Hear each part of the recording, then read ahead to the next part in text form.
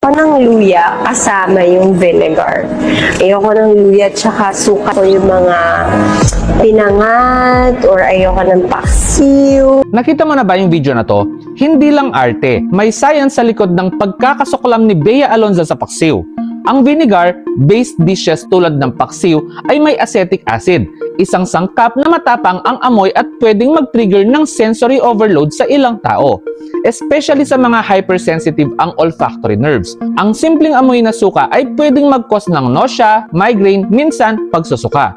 May tinatawag na osmophobia, isang kondisyon kung saan nagtitrigger ng discomfort ang malalakas na amoy, lalo na kapag pagod, stress o gutom ka.